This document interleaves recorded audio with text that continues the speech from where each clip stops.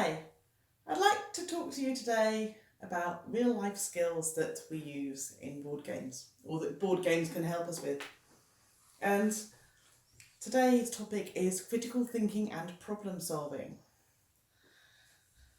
So, how does this figure in with board games then? Well, quite often, depending on what board game we're playing, we're analysing a situation.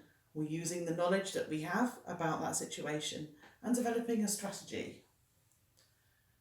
So a lot of games, well, that I think that would fall into this category, it would generally be referred to by gamers as Euro games. Though you could also argue that Risk sort of like, you do need to look at the situation, decide where you are, use the knowledge of what you've got some hidden cards in your hand, and have a strategy for where you want to go. But I was thinking more along the lines of something like Dominant Species. Now, Dominant Species is a game where you are taking on the role of a different species. So somebody might be the mammals, somebody might be birds, somebody might be reptiles, somebody might be insects. And each one of these has, different abilities, different things, different ways of doing things, and different ways of growing their population. And it's a game that can be really, really quite harsh. So, because everything changes, it's so dynamic, by the time it gets around to your next go, things might look very, very different to at the end of your previous go. So it really does require you to analyse the ongoing situation, use your knowledge of what's going on and what different skills people have to develop your strategy for just how you're going to make sure that your species is the one that's going to win the game. You might take a game such as Eclipse.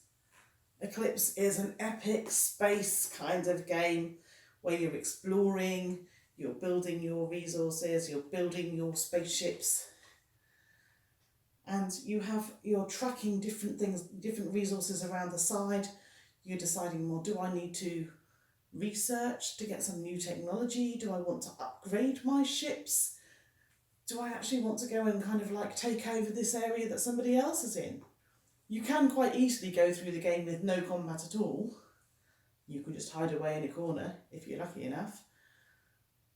Or you might just decide to go in all guns blazing, but you're using your knowledge of the situation, you're analysing, and you're having a strategy to either help yourself win or prevent somebody else from completing an objective.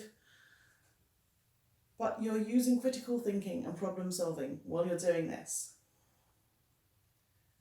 So it's something that we can take out into our everyday lives, skills that we can hone through playing board games.